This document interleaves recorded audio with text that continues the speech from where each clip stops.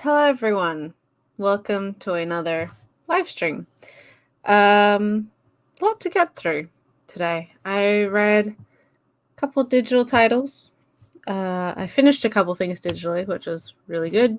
I also read, finished, started, etc. some stuff in print as well.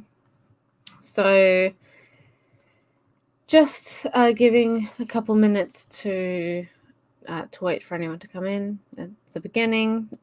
So I think next live stream, I'll probably have a lot to talk about. I don't know. I don't know quite how much, but I predict that I will have a lot to talk about because I predict that I will have a lot that I've read. Because as of last night, hello, Archangel Manga. Welcome to the live stream. As of last night, midnight, my time, my city has gone into emergency 3-day lockdown once again. We've had a confirmed COVID case. We've had our first case of community spread in 12 months. So we've gone into lockdown. It started as a 3-day lockdown. I do predict, considering there's now been additional community spread confirmed, that it will be pushed out to a week at least, probably a week. We'll see. Things will be reevaluated after a point, but it'll mean that I will be working from home, which means that I don't have 3 hours of commute time, and I don't have to wake up disgustingly early. So I will probably have more time to read throughout the day, and so I'll have more time or more things to actually talk about. But in saying that, I did actually read quite a lot this week. I wrote down my digital titles just because I was like, I'm not going to remember them by the end of the week. And I kind of did forget some of them. Hello, Rin. Welcome to the live stream. My day has been pretty all right. I had a great time this morning with good friends who are in the manga community.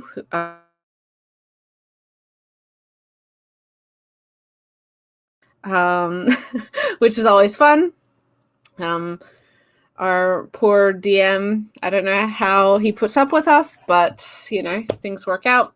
I managed to record the most recent episode of the podcast this afternoon with Ray, so that's all done and dusted. Just editing need to be done now, and I also got to read a little bit more again today.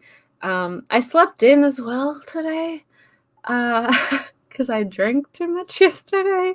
No, it wasn't even the drinking that made me sleep a lot. It was cake. I had cake for the first time in ages, and the sugar took me out.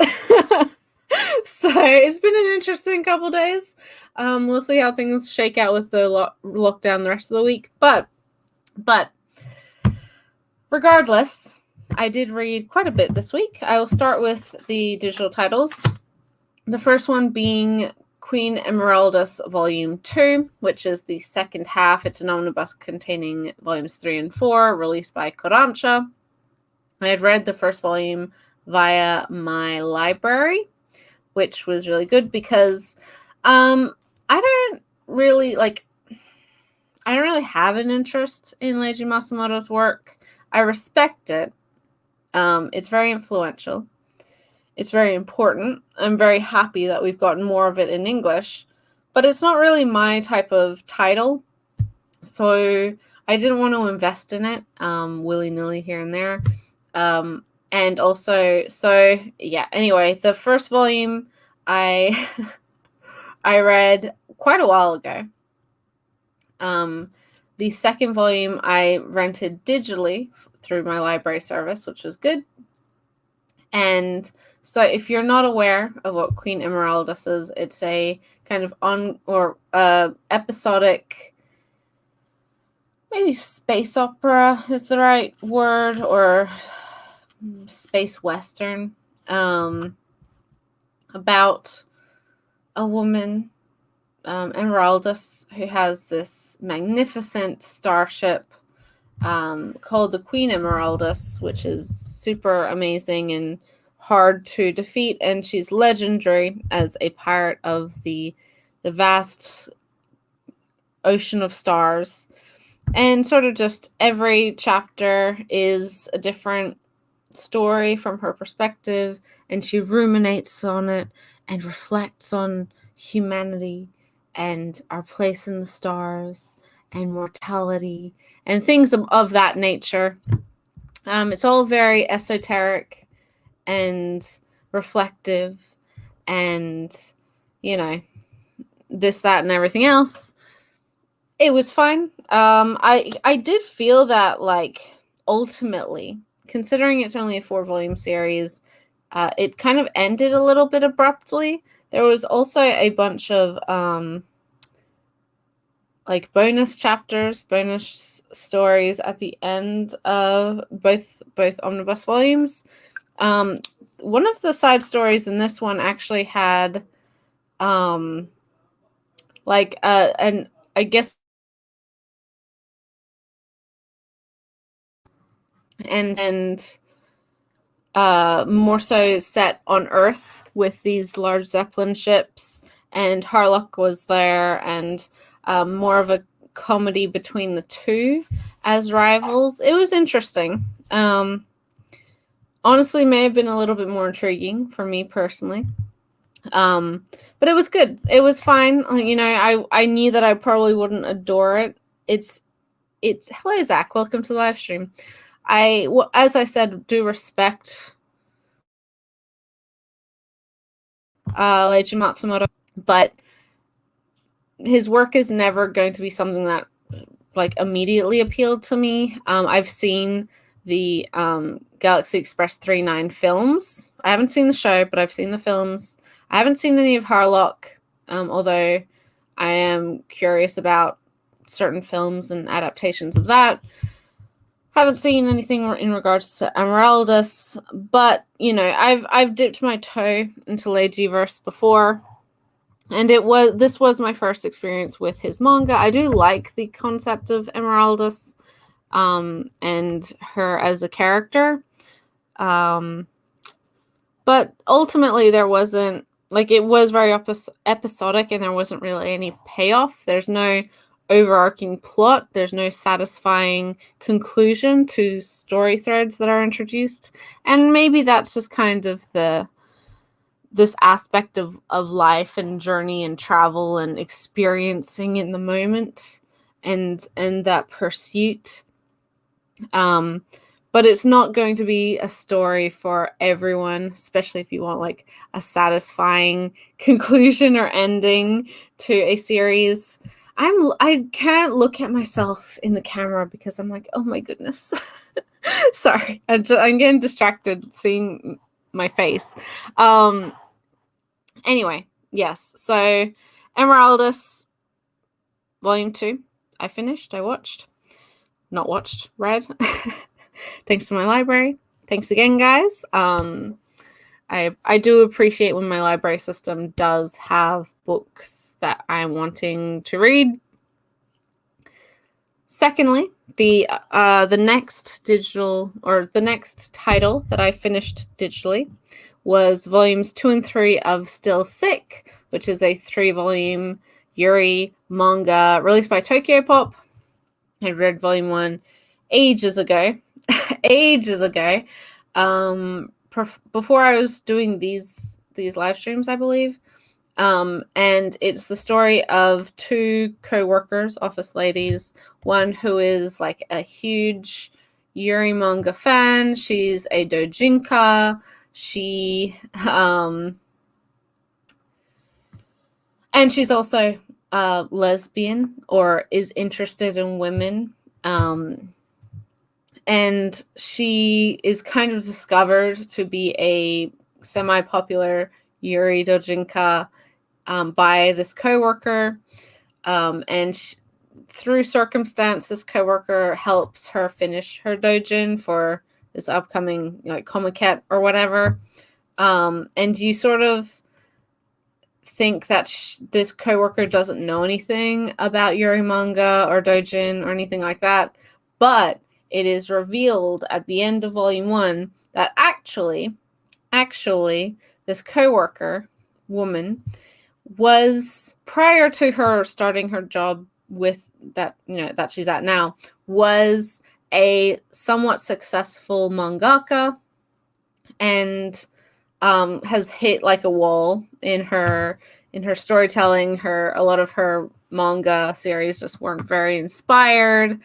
She really hit this creative block, and so she decided to remove herself from manga entirely. And so now, through this exposure once again to comics and this reinvigoration from her coworker, in facing her own fears, her own issues with creating, as well as having like somewhat of a romance between those two. The first volume I wasn't super thrilled about. The second and third volume was a generally more positive experience. I did think that the two characters kind of worked a little bit better, but in saying that, we didn't see a huge amount of their relationship develop on screen. At one point, we do come to realize they are dating and they're together in a romantic sense, but we don't really have much of a like outright declaration of that. It's just like at one point they're just friends, or friends with the potential, and then the next they're talking about being girlfriends and in love and all of these things. I'm like, okay, guess that happened. Maybe I just wasn't paying attention. That's very much a possibility, but I think I was paying attention. It just kind of, not that I wasn't expecting it. Like, it's a Yuri manga, I knew that this would probably happen. But I did think that overall, more so than the romance, it wasn't, the focus wasn't really meant to be that. It is more so about this particular woman and her creative process and coming to terms with her past experience and her trauma, and I guess re-accepting this part of herself that was so important to her for so long, and why she wanted to make manga and write and draw and create stories and reflect her most genuine self through her stories. And I thought that was done quite well. But yeah, it's not like the best series ever. And again, I'm glad that I read it digitally versus in print. But it is like, it's not a super huge investment if it sounds like something you are interested in. Qualms and moral issues with Tokyo Pop aside, it at 3 volumes isn't a huge amount of time or money invested. And if you are a Yuri fan, if you do like Yuri featuring adult women and the creative process and all sorts of things, then it might be one to check out. But for me, it was like, okay, 6.5 out of 10 or something. All of these digital ones aren't like, I think the trend with digital for me is always going to be that they're not my super favorite things, because that's why I'm reading them digitally anyway. So maybe surprise, and I don't mean to hurt feelings, but I'm just being honest. I did also finish, I finished another series digitally this week, again through my library, with volumes 13 and 14 of Waiting for Spring. I read up to 12 physically through my library. So that's a shoujo manga, 14 volumes long, about a girl who kind of becomes friends with, when she starts high school, she becomes quite good friends with this group of 4 boys who are like super duper popular. They're all childhood friends. they're all on the basketball team, and they've known each other for ages. And the basketball team, they're like super dedicated to the sport, and the team has this rule that no one is allowed to date, which obviously causes great distress to all of the girls in their school who are wanting to date these boys. And so our main character, I don't really remember how she meets them. She's working at a cafe, and they start to frequent quite often, and they just kind of become friends. And she falls for one of the guys, and so it's their relationship. But then also she has a childhood friend who's returned from America, and he's also a basketball player. And she thought that he was a girl when they were younger because he has long hair, and he moved away to America before he could admit to her that he was actually a boy. And so now he's come back as the rival character. And not only is he the romantic rival, he's the high school basketball rival team too. And he's super good at the sport. And so that's the premise. It's fine. Like the main couple, it's fine. It's like boringly, generically fine. They're fine. Like, fine is it's repetitive, but it's the perfect word for it. It's not, doesn't surprise you with anything. Both of them are kind of like just mildly sweet and obviously written to be a romantic pairing for each other, so they're well suited. Yada yada yada. Pretty generic premise, pretty generic setup and execution, which is fine. Again, nothing wrong with it. Not my thing personally, but it's all fine, right?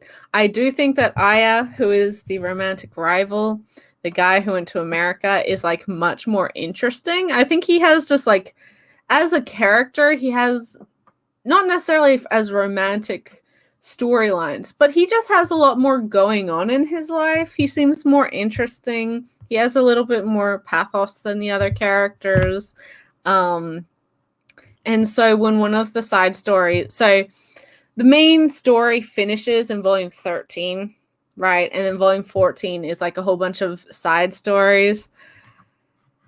Yeah, the character by fine is like they're just fine, bland, mildly, like not gonna upset you, not gonna surprise you, not going to impress you. They're just what they are, right? So these four high school boys, there's like our main male protagonist who's kind of a little bit of a, not ditz, that's not the right word, but he's like, I don't want to say emotionally unattached either, but he just doesn't, he's not very expressive. He's not someone who's like very overly passionate. He's just kind of doing his thing, chugging through life. He has things that are important to him, but he's not like one of these shonen, like, we're gonna win the trophy for the thing, and is super impassioned in that way. He's just like, yep, this is important to us, we're gonna do it. And so part of the issue, like the drama that comes from that, is our main female character, she can't tell if he likes her because it doesn't show on his face, blah blah blah. And then there's another guy, another first year, who's like the cute boy, kind of not ladies man, but like, yes, ladies man. He's the cute kind of one of the girls guy, who, you know, gets along with all these girls, and he could have anyone that he wants, but there's no one that he's like really that interested in. And it kind of becomes a joke at the end that he's the only one who doesn't have any relationship going on, which makes him very bitter. So he's like, what's wrong with me? And I'm like, I don't know, man. Maybe stop wearing stupid hats. I don't know. And then there's the other two are upperclassmen. So there's, as Rin has put in her comment, there's like a Kyoya ripoff he's the actual ladies' man. He's always flirting with girls and going on dates, and he's just the lady killer. And in the side stories, the spin-off stories in the last volume, we discover that he actually has been harboring feelings for one of his older sister's best friends that he's known for a long time, and he's trying to become his best self, so one day he can sweep her off her feet romantically and save her from her very structured life full of expectations, because she comes from a very rich family. And I was like, okay, but also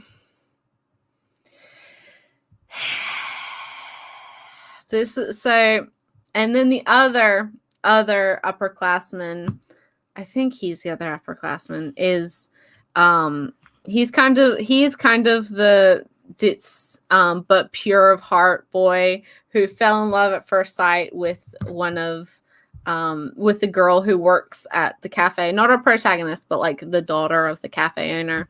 And he's just been harboring this huge crush on her for ages, but she's quite a bit older than him. She's a university student. I say quite a bit, but like that means she's probably 19, 20, maybe 21. So a couple years older. She's not really that interested, and he makes his feelings pretty clear that he's like super into her. And so in the last volume, it's kind of yeah, exactly. But we're not talking about that relationship yet. Well, we kind of have already talked about it. It's fine. It's cliche. I dislike the idea of like, oh, she needs a man to save her. But a lot of girls find that idea pretty romantic, and the idea of having your prince on a white horse come save you from your everyday life. It plays into that fantasy. I get it. It's fine. But again, presumably she's 2-3 years older than him, which is fine. Again, 2-3 years is not a big age gap, but it is an issue when one of your characters is in high school and then the other one is not in high school and is by all accounts an adult. And I'm like, please don't start dating. Like, can you please not?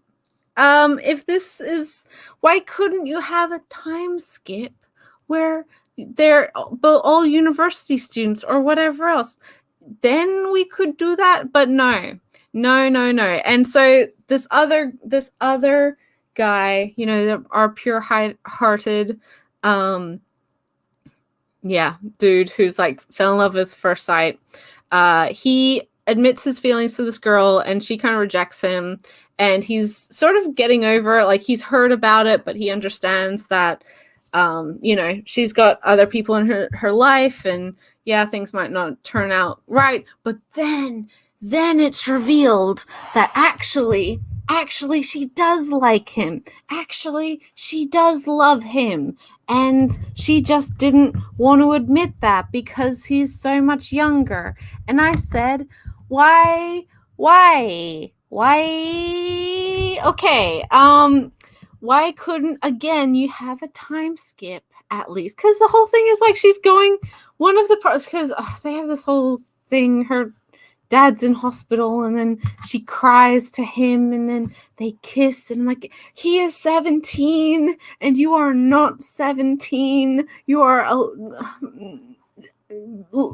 you are 19, probably 20 actually.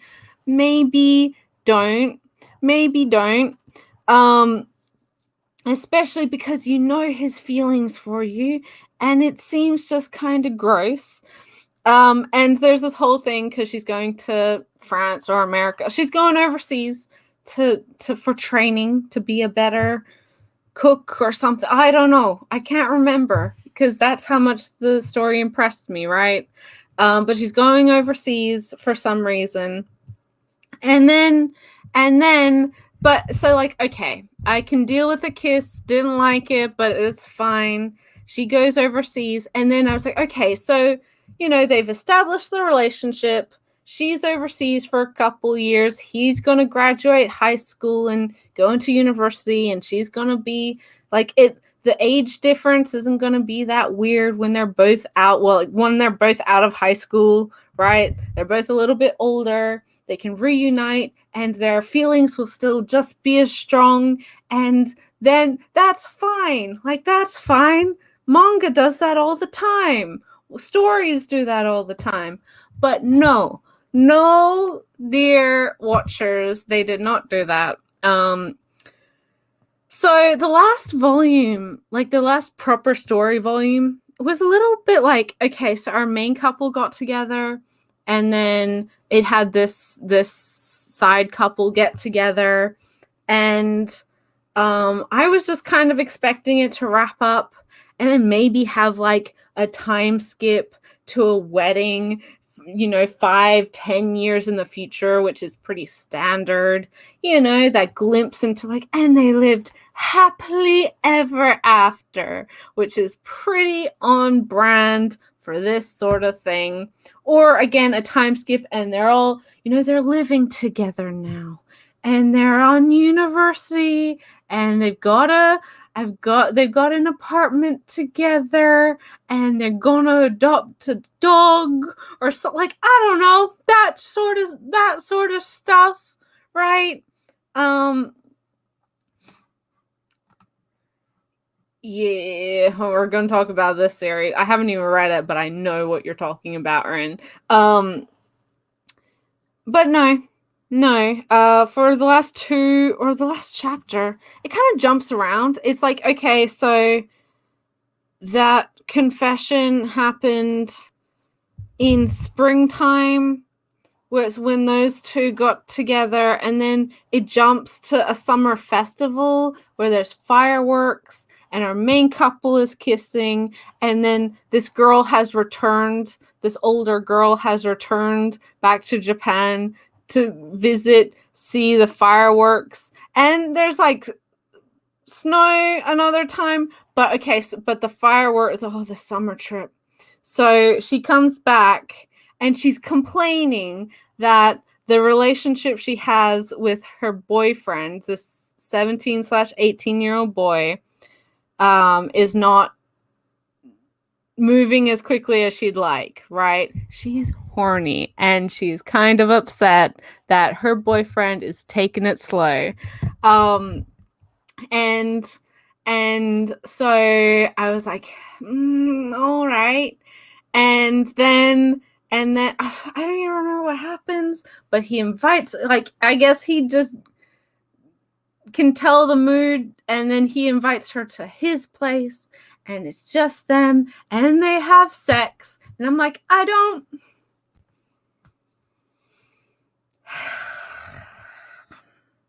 One, like, I'm surprised that the character, because again, in a lot of high school manga, you have the main couple have sex at the end, or like close to the end, and that I'm not. Again, I don't want to sound like a prude, because I don't think that that's inherently bad. I read a lot of shoujo that has sex in it, right?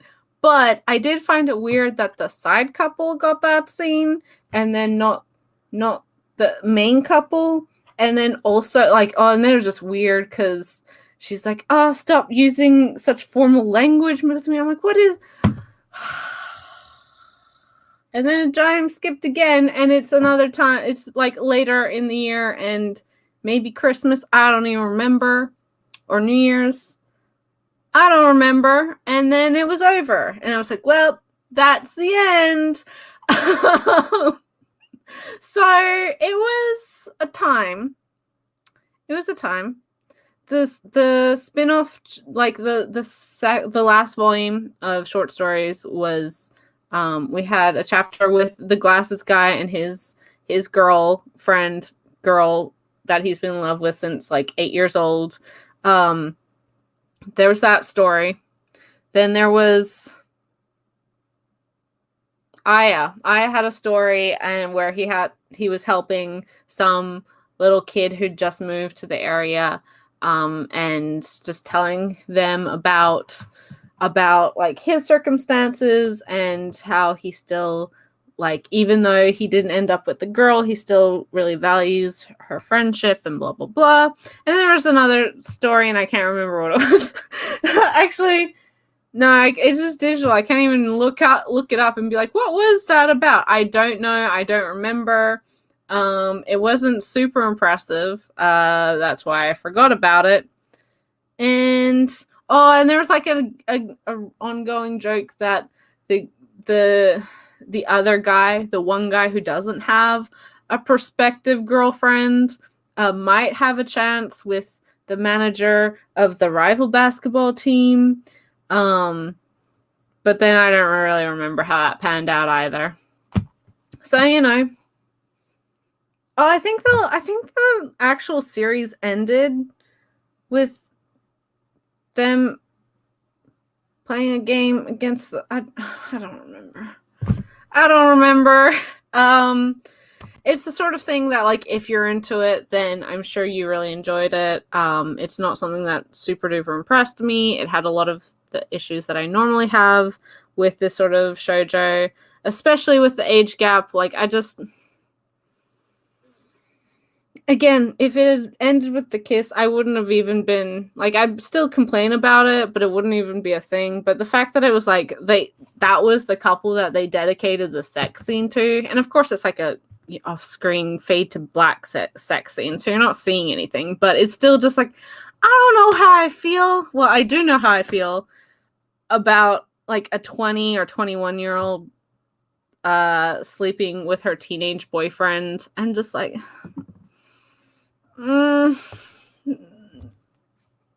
you could have avoided this by doing a kind of logical thing of having long distance for a couple years and then reuniting them when they are both adults.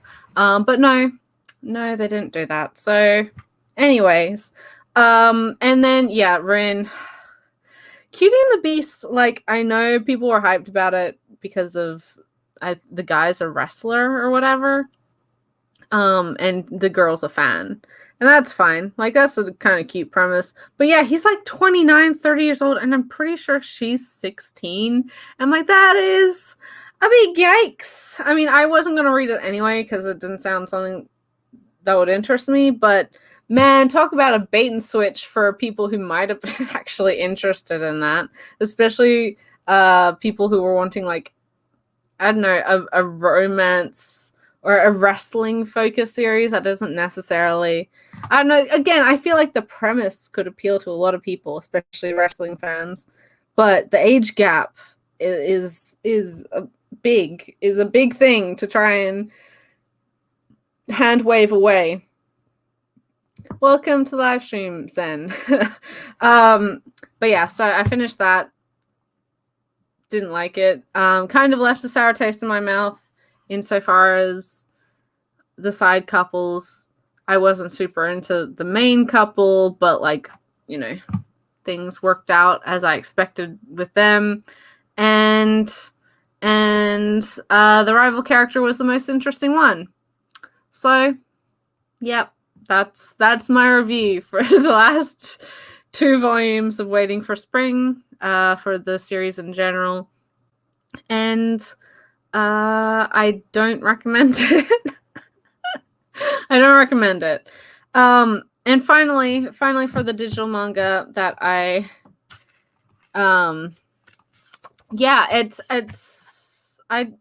it might be because maybe not a lot of people are reading it, and the people who aren't that fussed about age gap romance, because, like, a lot of people are into age gaps, and that's totally fine. Like, I don't think there's an issue with that, but I do think it's kind of disingenuous to pose it just as a romance when, like, when one of the characters is almost double the age of the other. Like, Ooh, that's a particular avenue that isn't gonna fly with everyone.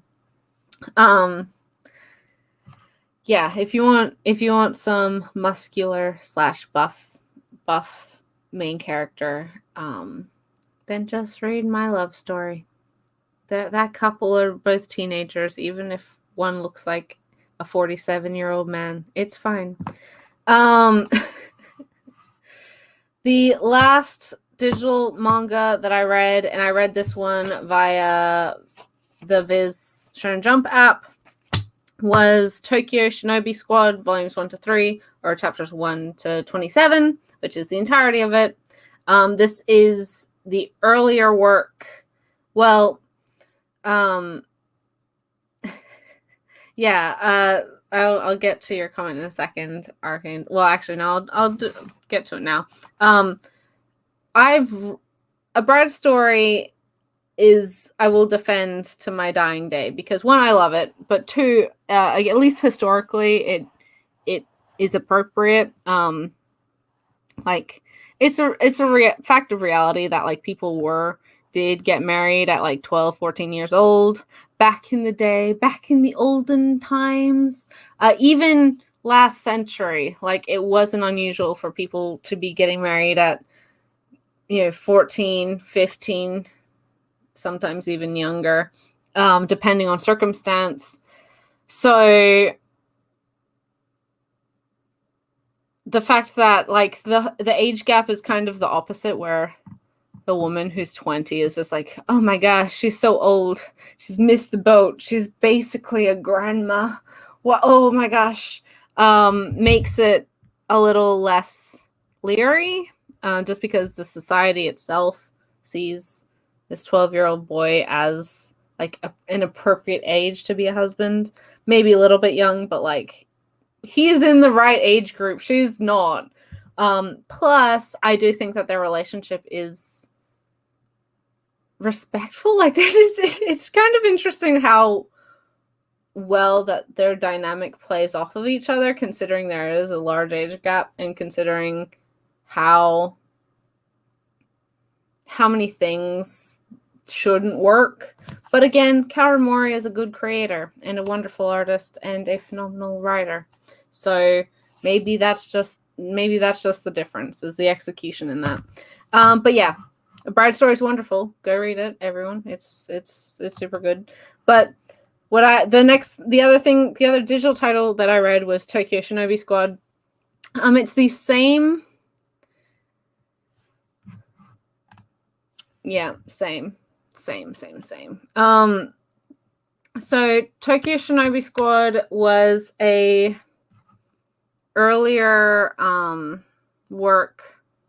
Well, the artist was the same artist who worked on Phantom Seer, which recently ended in Jump, and was honestly like my favorite thing that was coming out of Jump at the time. I'm actually really sad it's over, because I liked that one a lot. And so it's a different writer, and it's set in like several decades from now, a somewhat far-flung future, in which, due to the build, like these tube things that are built around to travel between countries, it's meant that Japan has become like a hotspot for crime and poverty and just all of this stuff. And there are groups of people who are ninja, shinobi. And the first chapter, we're introduced to En, who's like this young 8-year-old-ish boy. He might be like 11. I don't know. He's a young kid who's trying to protect this secret scroll art, shinobi art.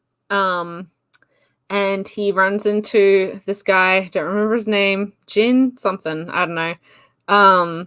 And who turns out to be this amazing, wonderful, like super cool, effective Shinobi and his squad, like the people that he hangs out with.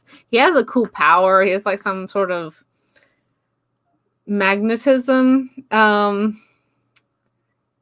I don't know. Like it doesn't really make much sense, and it's just dumb fun. There's nothing super impressive about it. I laughed quite a bit insofar as like I don't think there are points I was supposed to laugh, but the action was done well. I thought that the dynamic between the characters were good. The art was actually in the same sense of I prefer Phantom Seer's art, but that's because I prefer like yokai monster spirit stuff anyway, which is what that series focuses on versus a dystopic kind of cyberpunk future. But it's still very good. There's some pretty strong little arcs there. It obviously was cancelled, so it wraps up pretty early on into its run. There's a lot of potential that wasn't explored, unfortunately, so it does feel quite unfinished. But I did think overall it was solid. Like it could have gone in a lot of different directions if given the chance. But of course, you know, it doesn't have that chance, and it won't have that chance. Out of the two that this artist has worked on, I do think that again that Phantom Seer is the better of the two. It's a little bit more cohesive, and even the abrupt ending feels a little bit more finalized. Even though it is obvious that once again, Jump told this team like, "Oh hey, I know you're halfway through this fight, but you have like one chapter left, and you're getting the axe. Maybe two, or might be a little bit lenient. But wrap it up." So, which sucks. Like that, it does legitimately suck. But I did like it for the most part. You know, it wasn't.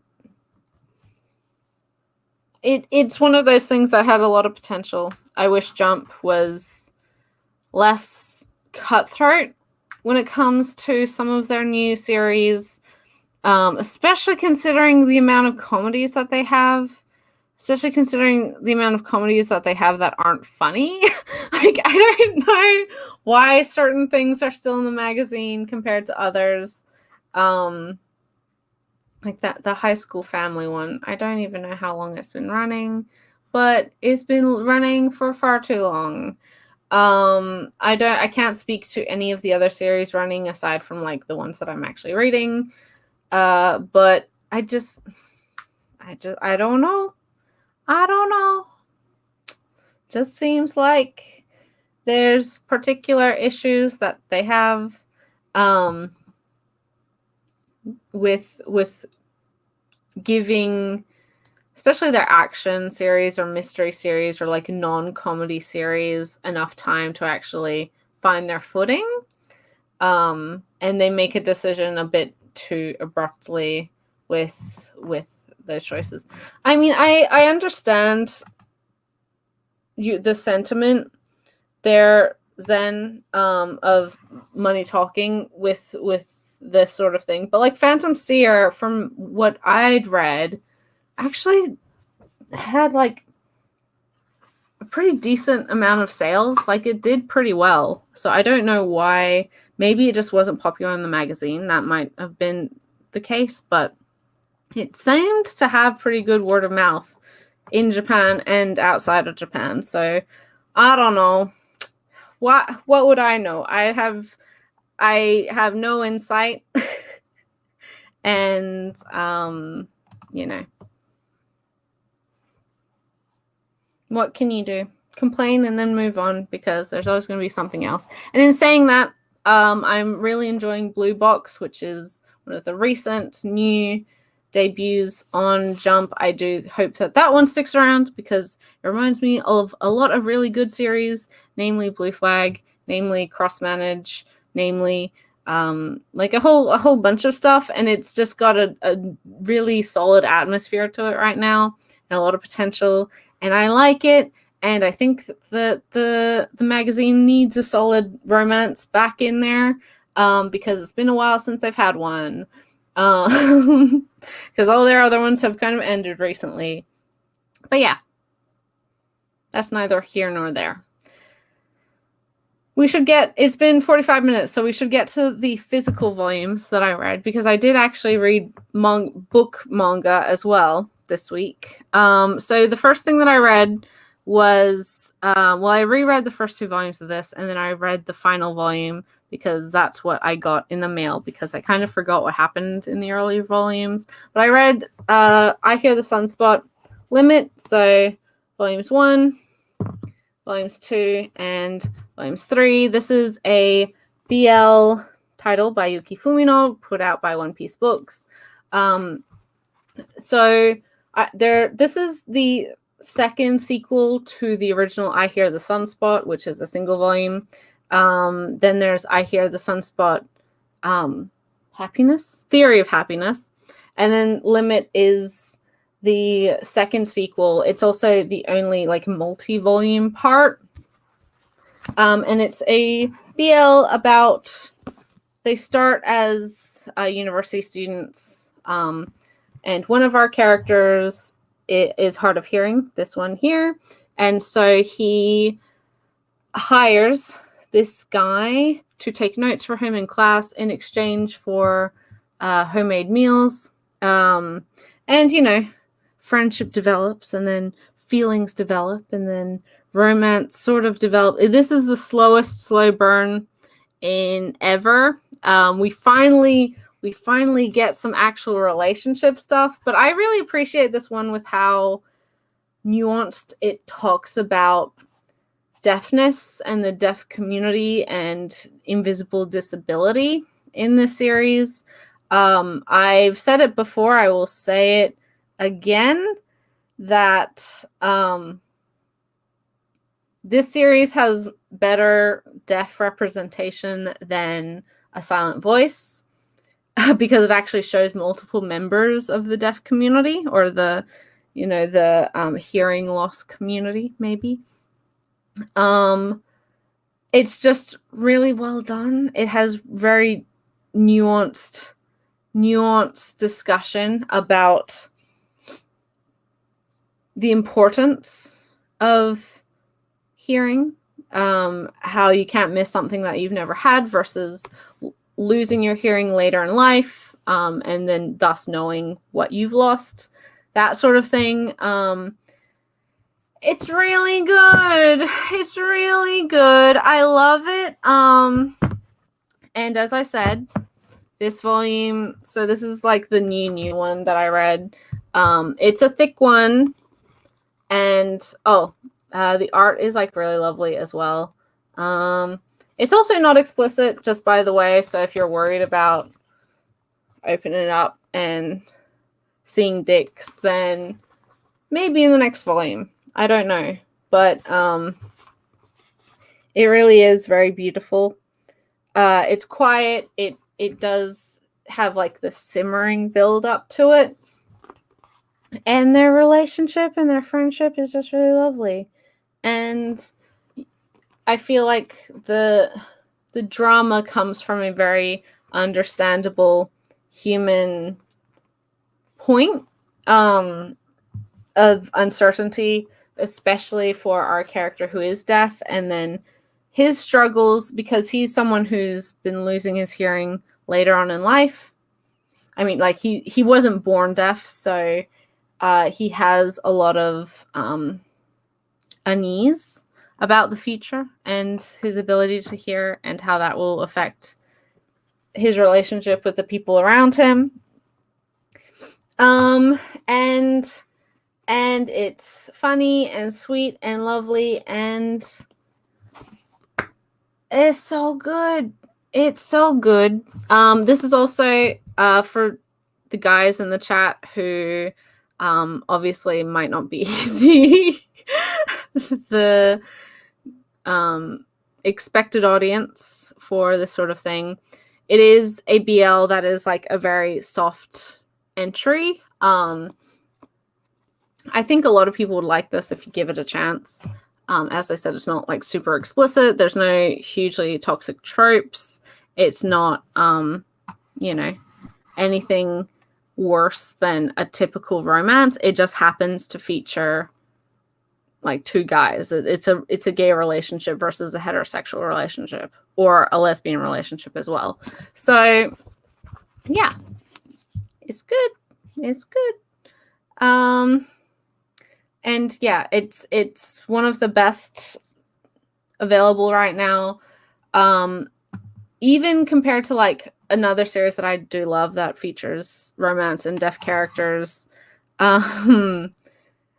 with A Sign of Affection, that still, like, the way that sign language is,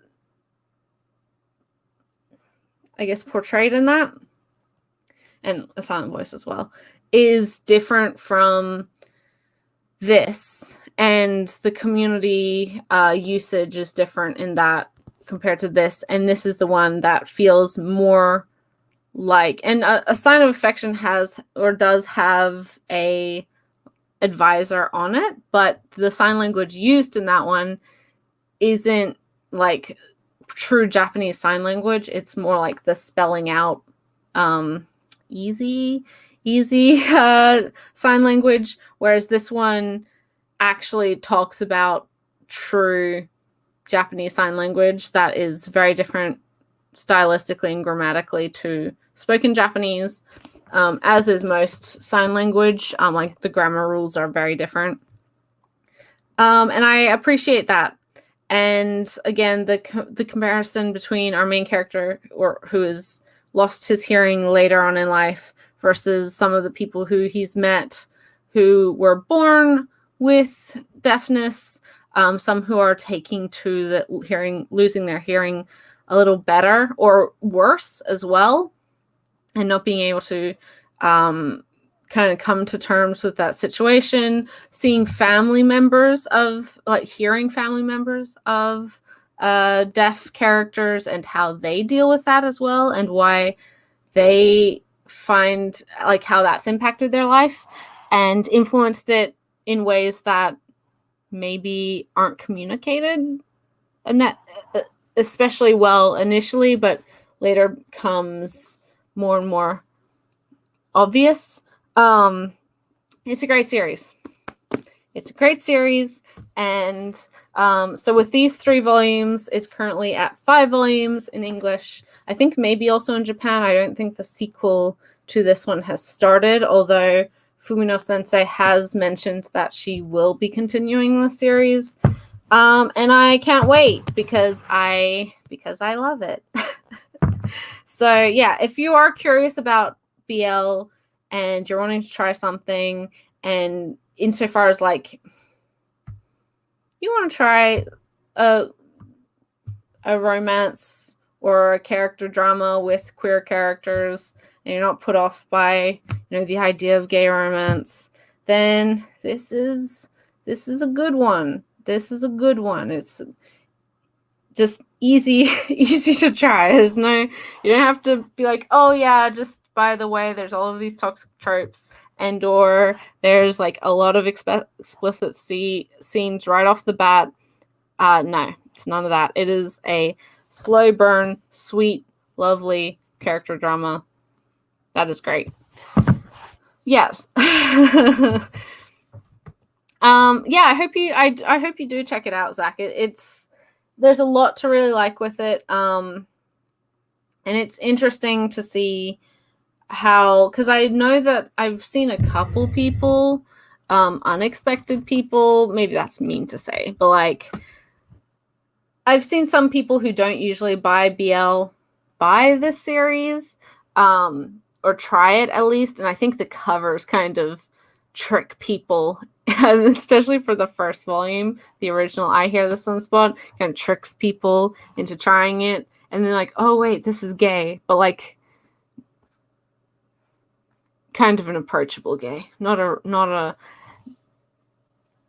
and this is bad to say because, there's no one way of being any sort of sexuality, but like not in your face.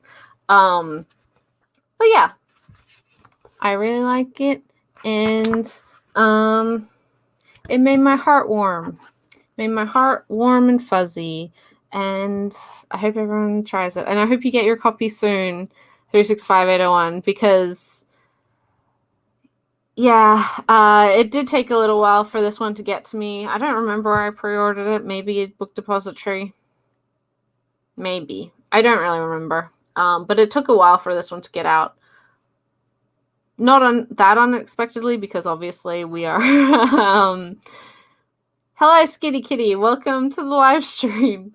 But I do think that it's probably out on online retailers now if you are looking for it. Next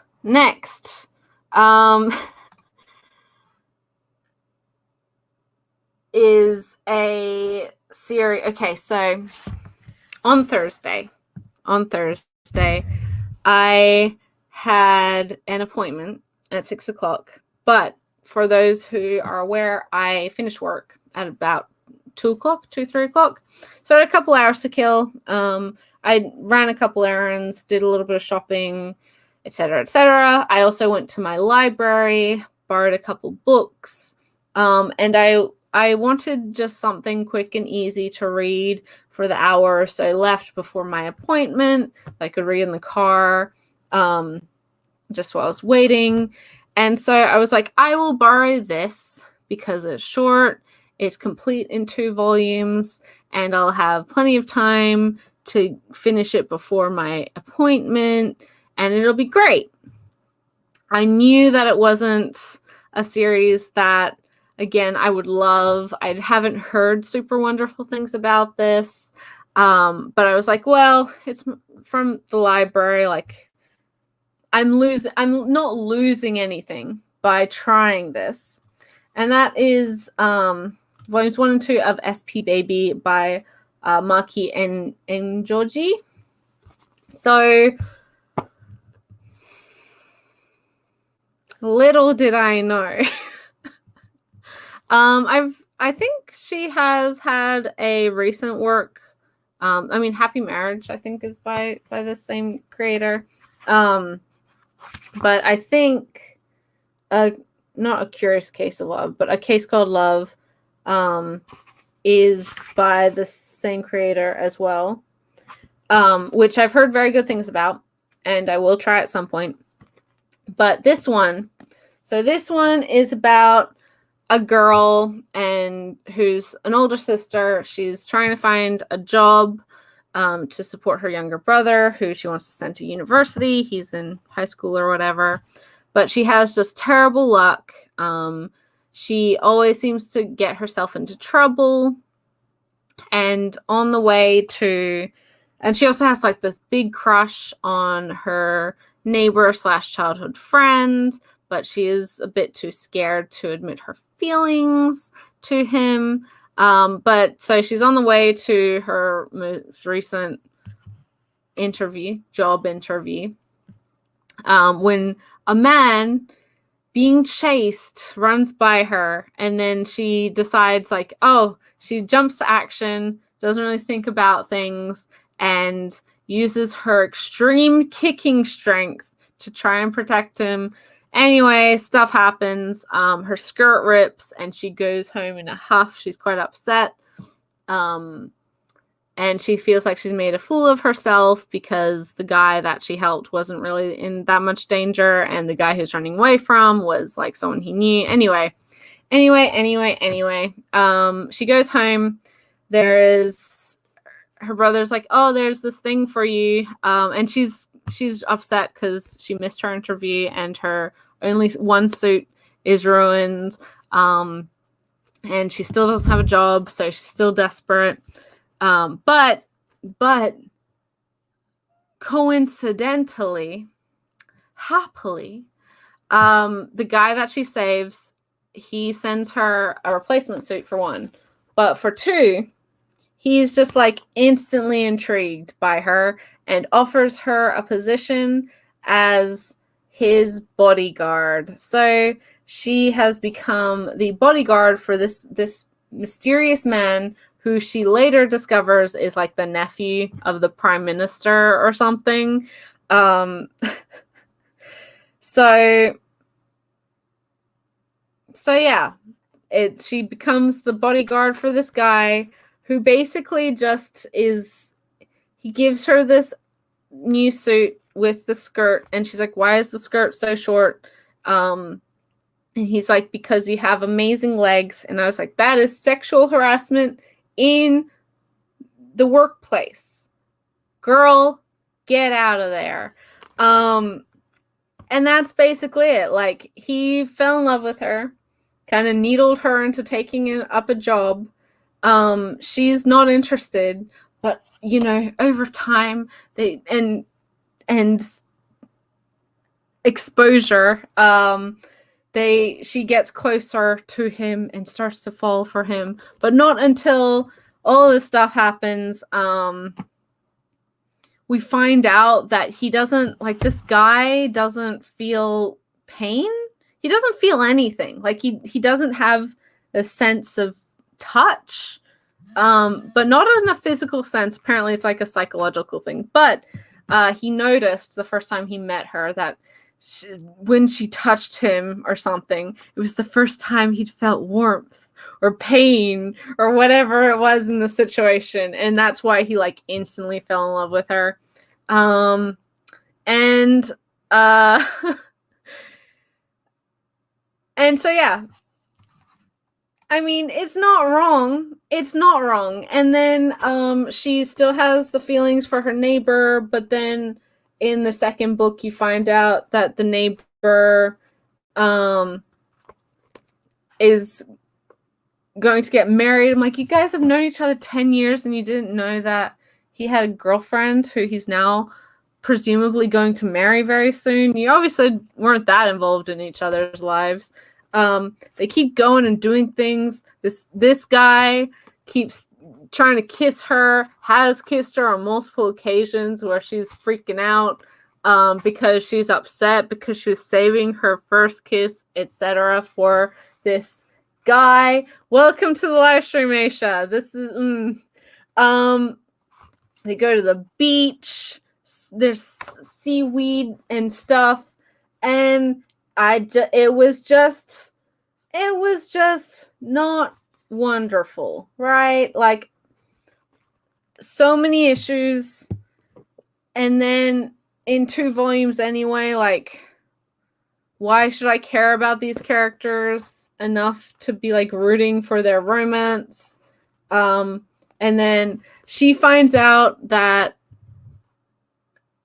because obviously he's a relative of a politician, so he has a fiance already, right?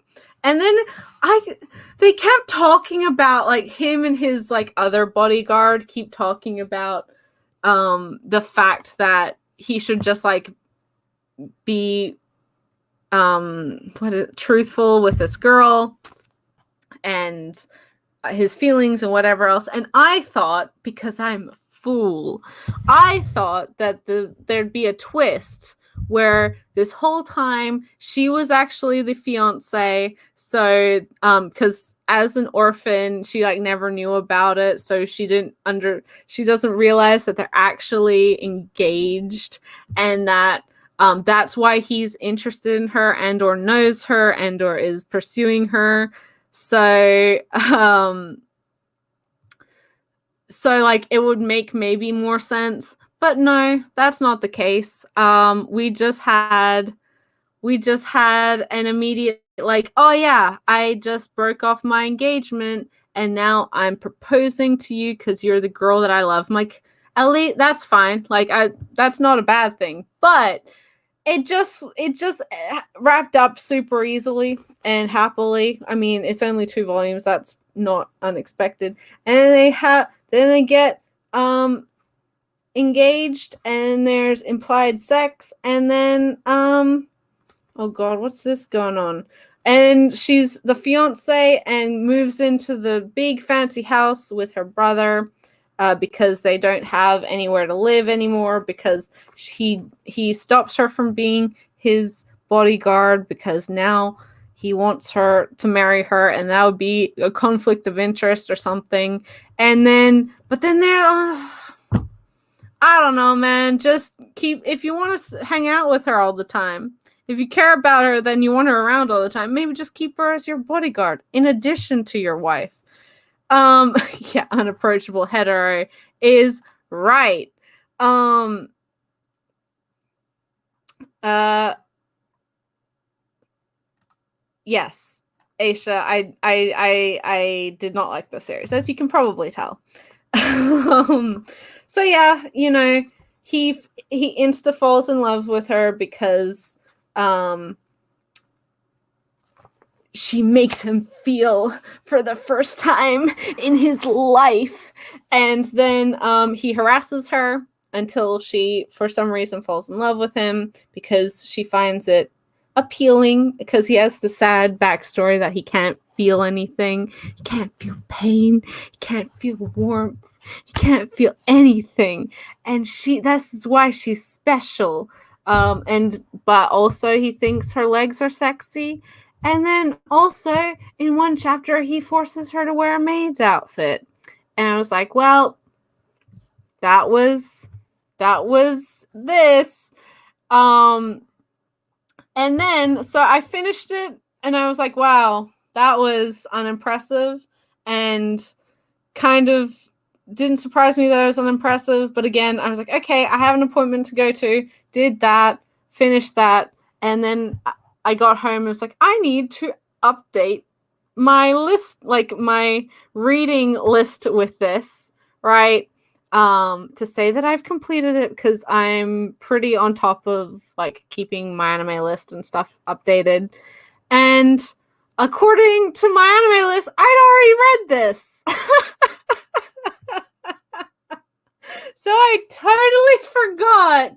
I had wiped it from my brain entirely. I don't know when I read this. I don't know where I read this. But at some point I had read this in the past. And yeah.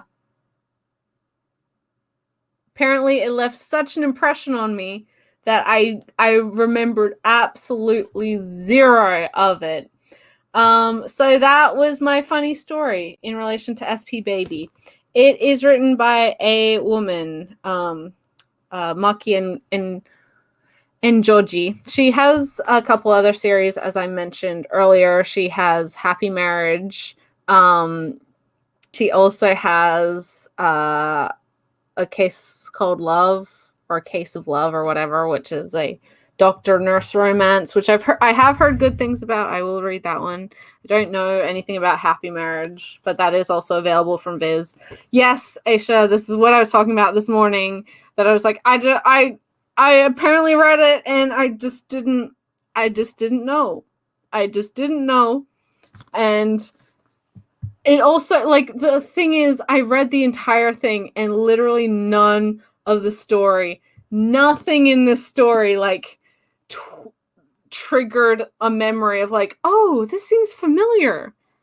Have I read something like this before? Is this deja vu? Nothing. Literally nothing in these books tried to make me remember these books that I had apparently read in its entirety and had called like a 5 out of 10 or something on Mal. I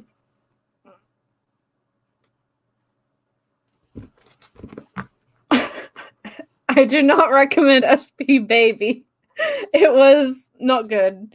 And it's not even like traumatic enough for me to repress those memories, so I don't know why. I don't know why this happened, but maybe it's been pushed out by all the good stuff that I do read. Hopefully, fingers crossed. So yeah, SP Baby, a series that I had apparently already read. Second time reading, didn't like it.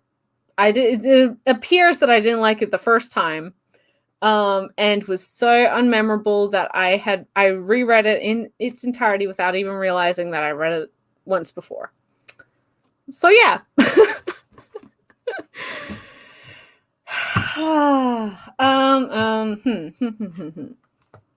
I think I'll leave this one for last. And then, so next, I was super excited. Yesterday, I got my order from Glacier Bay Books. I pre-ordered a couple of their new titles and like that they published, and then some of their other books that they put in stock on the website. So the first that I read was the Lullaby. This is the third entry to the Sleepy Child series by Saika Shinosuke. Sleepy Child.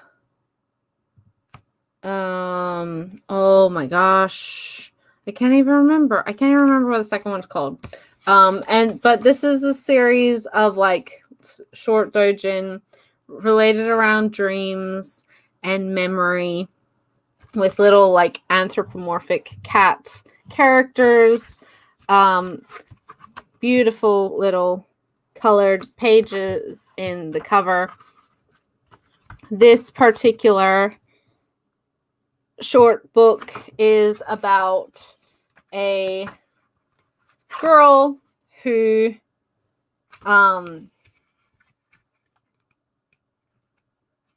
plays the violin and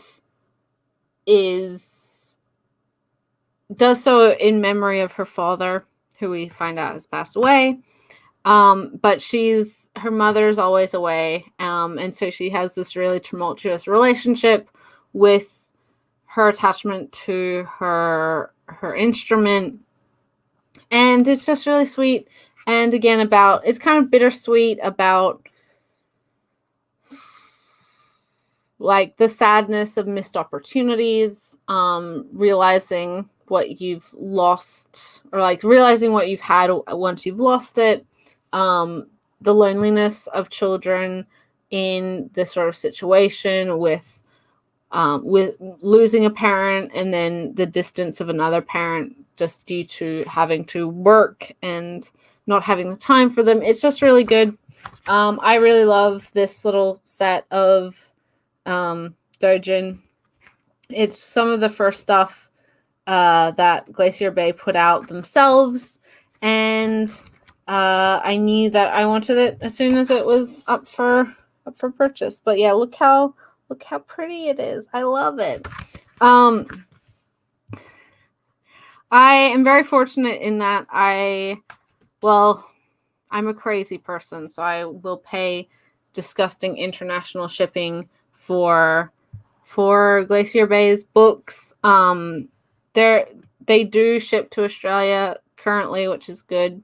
Also, having spoken to Quanah Cat, who runs Glacier Bay Books,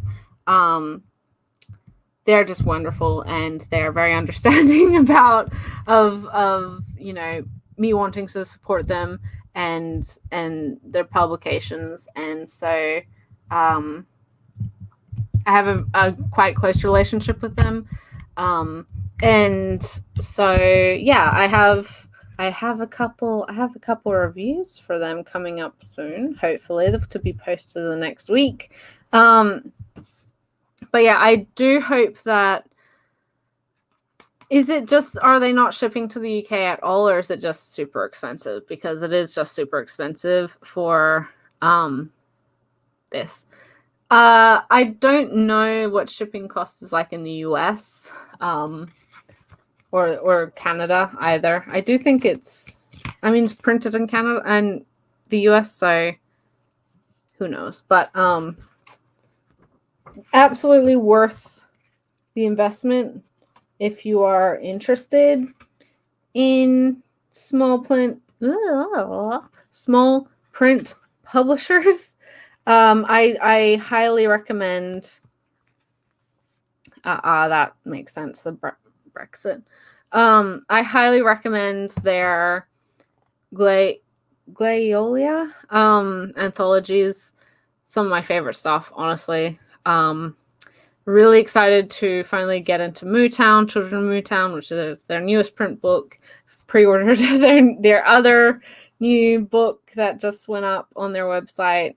I own all of their actual like Glacier Bay print books. And if you are I know it's kind of people dislike having to buy things digitally, but if it is an issue, you can buy quite all of their books digitally, so you don't have to worry about shipping, and so you don't have to worry about importing costs and things like that either. The other things that I bought or read, enjoyed from that order is, oh my goodness, 2 short doujin by what is his name, Luke Stewart, who so there's Homeroom, which is this one, and My Friend's Jeffrey, very much a like Asano-esque inspired short story stuff. I do follow Luke Stewart on Twitter. He's a US comics creator, but as you can tell, like just from this, like character design wise and story wise, very similar to a lot of Asano. He's obviously a huge inspiration for him. This came with like so many cool little things. There's a little sketch inside. Got little, it's cool. It's cool, man. And so this has a slipcover. These are staple bound short zine doujin. Beautiful quality. And when I first started following him, this was the work that he was working on. So it is nice to be able to actually own a copy of it myself. This one, Homeroom, is literally about a quirky little girl teen girl, who is trying to tell a story to these weird, like, little bean creatures in her homeroom after school. And it's a little bit odd and a little bit strange. And her teachers are always like, "What are you doing? Go home." And she keeps getting upset with them. And because she's trying to tell the story of like how this whole group started and her best friend. And it's good. It's good. It's a little bit bizarre, but in the style that like a lot of indie comics are. So it's not perhaps that unexpected. Business card, as I said, this is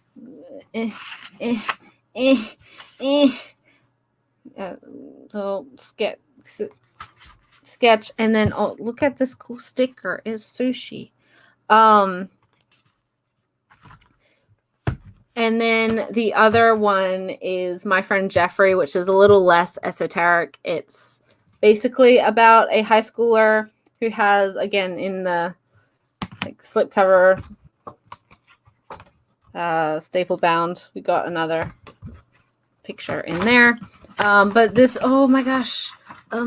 Also, this like Luke Stewart has an apparel line as well. Like he does a lot of multimedia stuff. This one's a little more complete, artwork wise and all of that. And it, as you can see, very Asano-esque. This is about a teenage boy who his imaginary friend still hangs around, and there's it may be tied to having lost his father, and now he's kind of struggling with having this imaginary friend around. It's very good. I did like this one. I mean, I liked both of them, but this one is a bit more cohesive story-wise, and I think if you are a fan of Inyo Asano, that you'll find something to enjoy.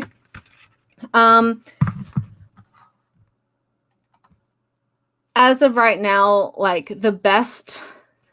my favorite stuff from Glacier Bay is the Glaiolia books. There's 2 out.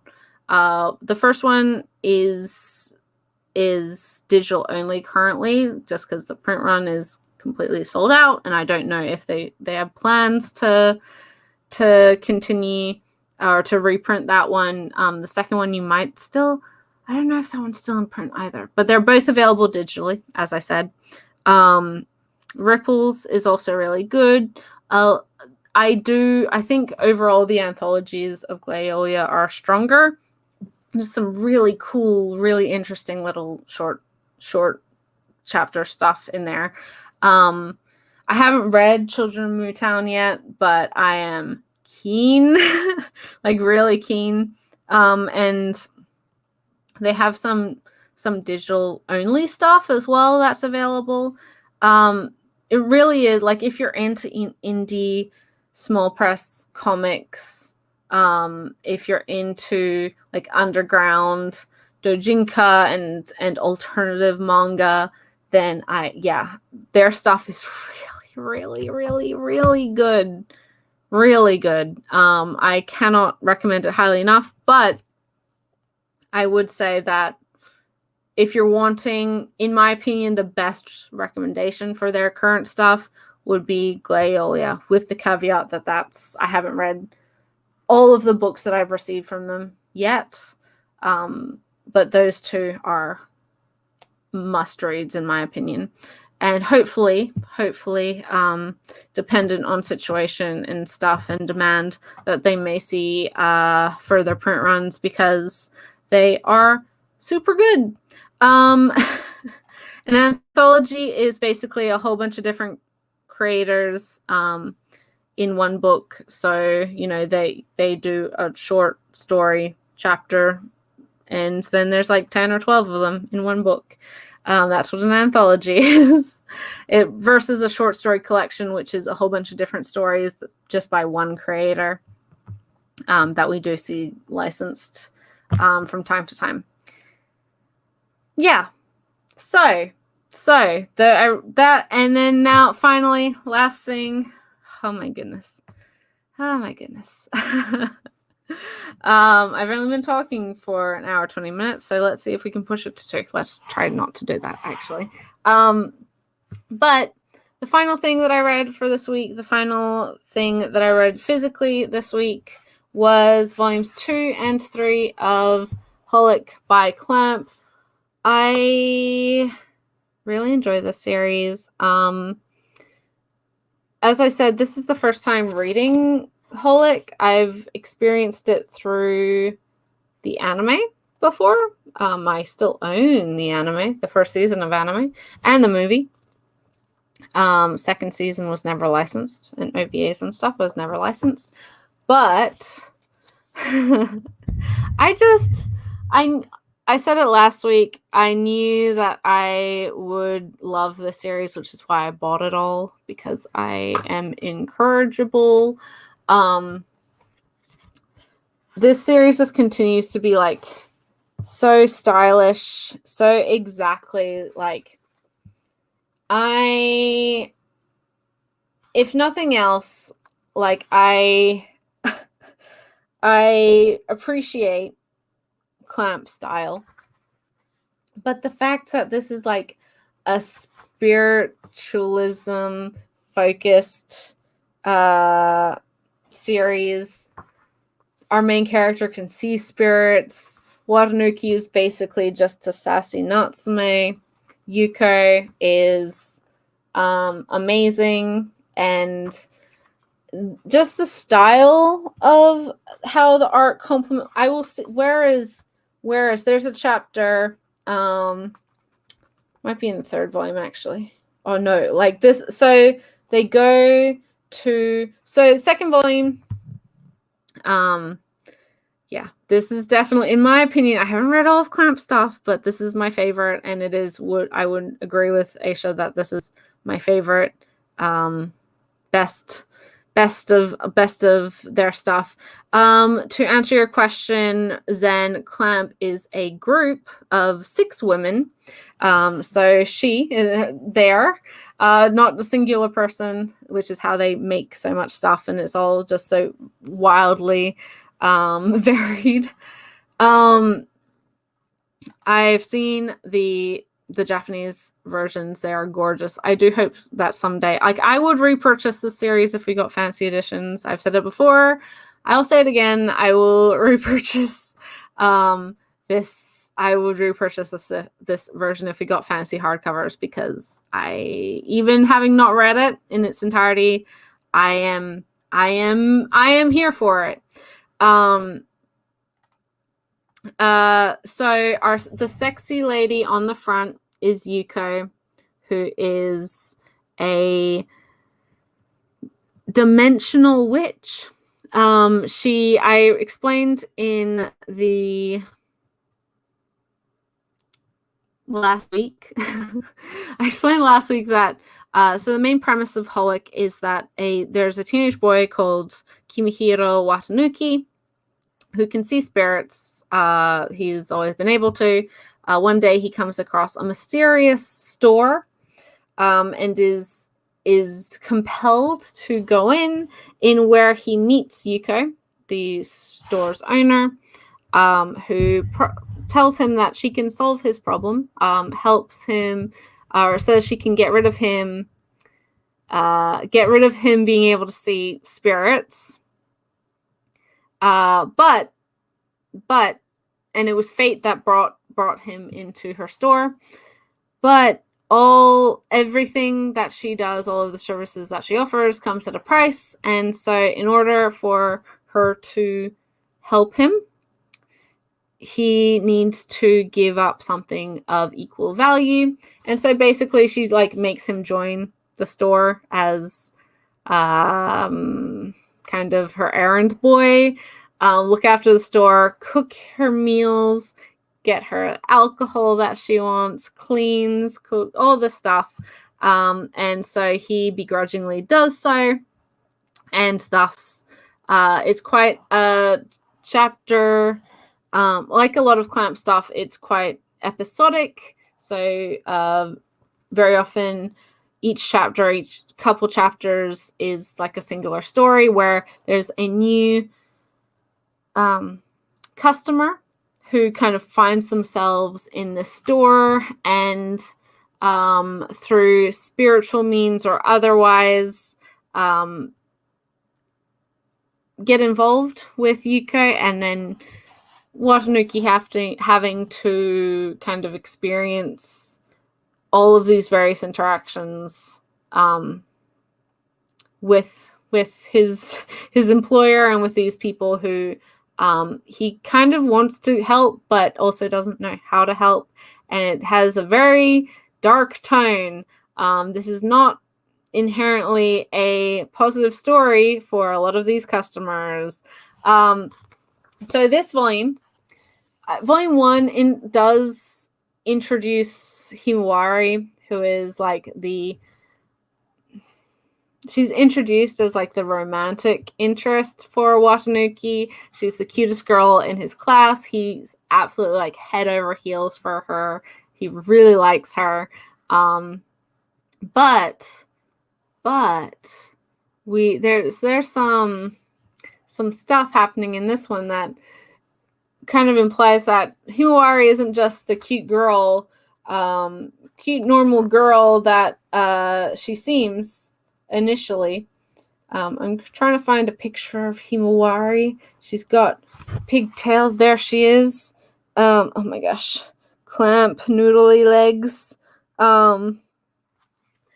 But then this book introduces one of the other most important main characters in the series, Domaki, who in classic Clamp style is the fated partner for Watanuki, despite irritating him to no end.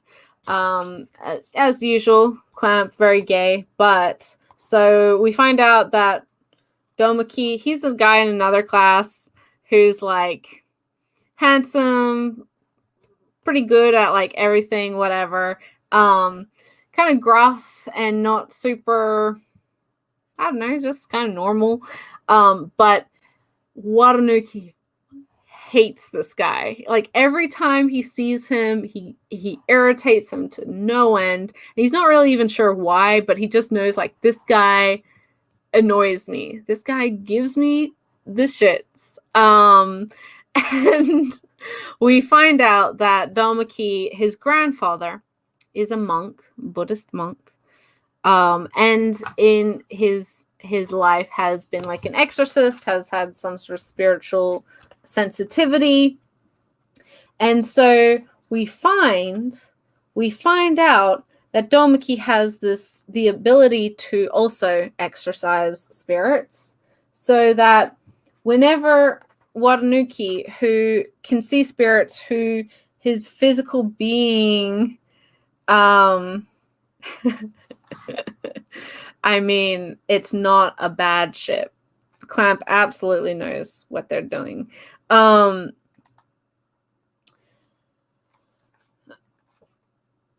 So yeah, for our main character, Watanuki, he literally, like, spirits are attracted to him, and he's constantly being inundated by them and hassled by them.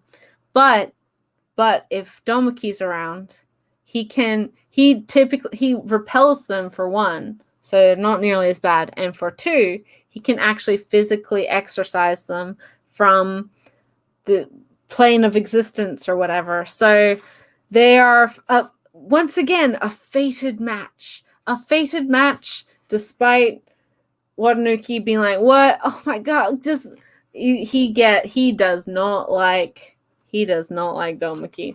But regardless, Clamp doesn't give a shit about what Watanuki wants.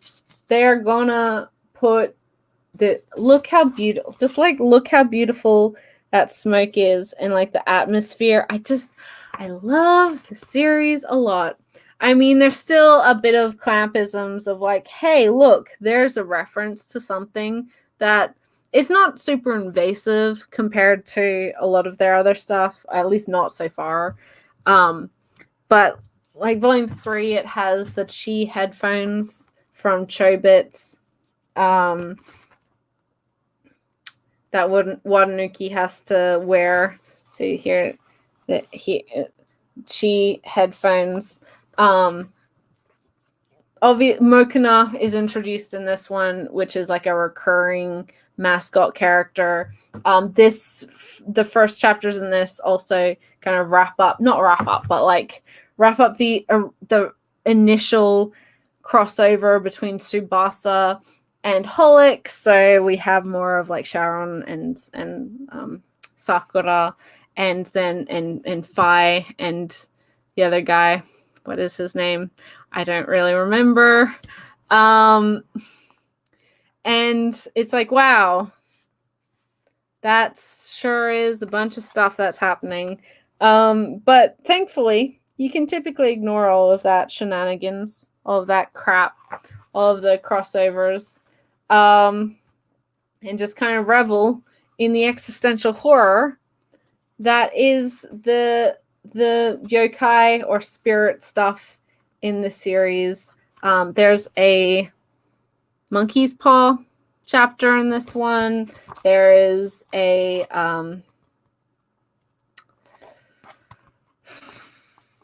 couple chapters focused on the that game. It's like a Ouija board game.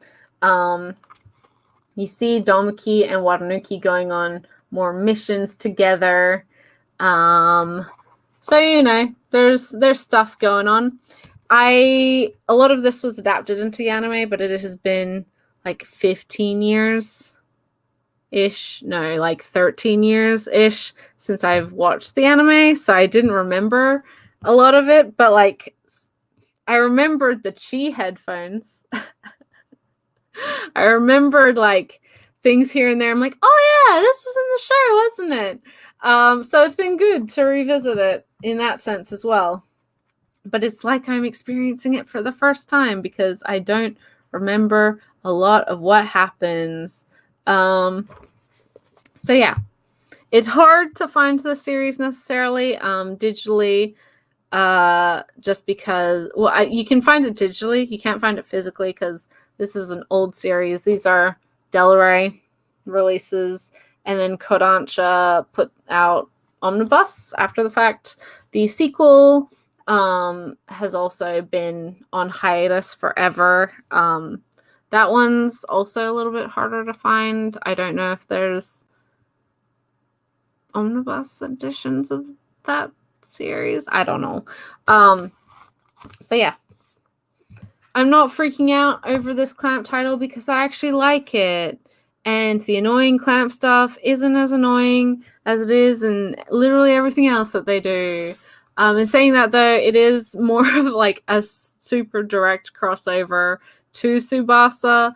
But thankfully, you don't actually have to read Tsubasa to fully like enjoy this one. In fact, a lot of people would say that maybe it detracts from Holic. So Holic is not only it's their best work, but their best like standalone work. Even though it is like a direct crossover with the other series that was coming out from Clamp at the time, and they purposefully did that. Yeah, it's a bit of an oddball in the Clamp verse. But it is very good. I haven't read Tsubasa. Everything I've heard about it sounds like such a mess. Like it just goes off the rails at one point. I've watched the anime adaptations of Tsubasa, which is already like a mess.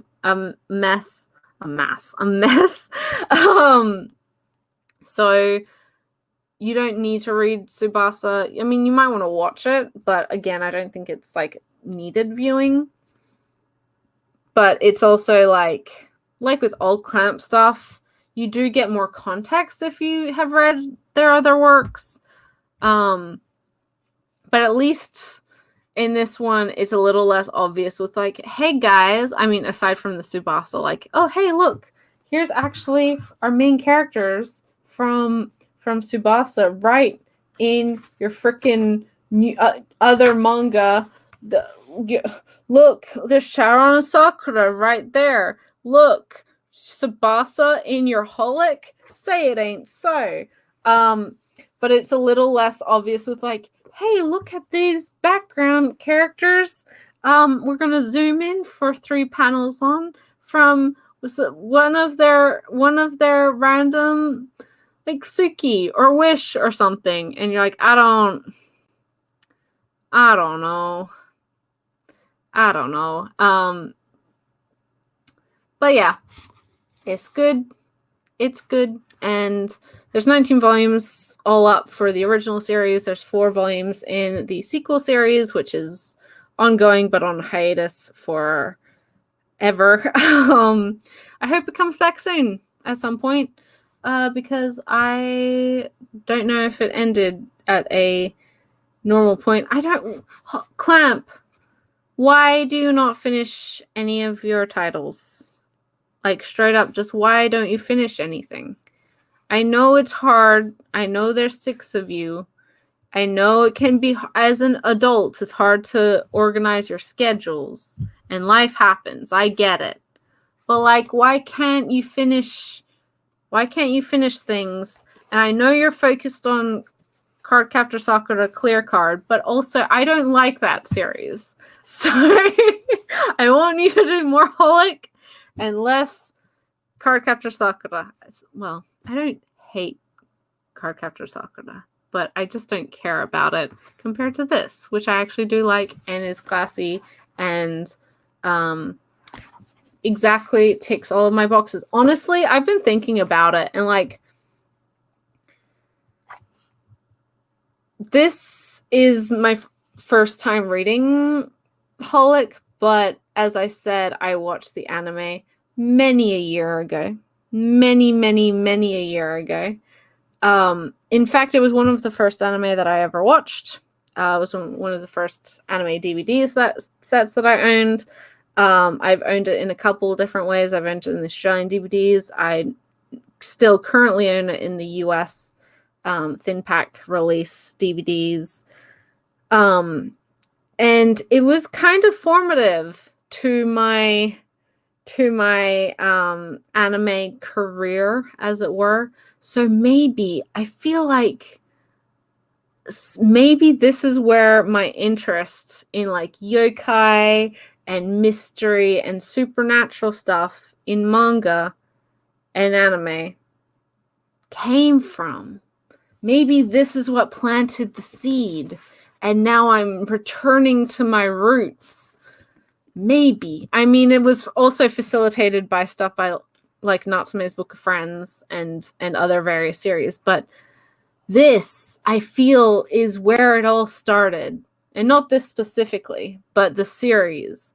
And so the G lore is opening up, and I'm realizing things about myself that I didn't even think about. And I've kind of been wanting to rewatch the series since reading this. So, you know, it's just been a good time, even though I know the animation on that's a bit jank. But the music is really good from the series. And I liked it for the most part, even though that Clamp character designs never work in animation because they do really look super noodly, more so than on the page. But yeah, Holic 2 and 3. Volume 2 as well, for some reason, has like before the Kuragane, that's his name. Oh my gosh. Before the translation notes, it has an explanation of or like a summary of Magic Knight Rayearth. Oh my gosh, why are you being so bright? And I don't really know why, aside from like, hey, that's where Mokuna's from. And I mean, maybe that's helpful, but I also don't think it's necessary. Also interesting, and I don't know if this was across the board for Del Rey books, because I haven't looked at a Del Rey title in a long time. I don't even know if I have any other Del Rey titles in my collection anymore. But they put both the translator and the letterer on the front page, which is pretty cool. That's pretty cool. Del Rey, you may have died and gotten folded into Kodansha and thus caused some issues. Well, actually, I should check my Mushishi, because that's the other Del Rey title that I still have.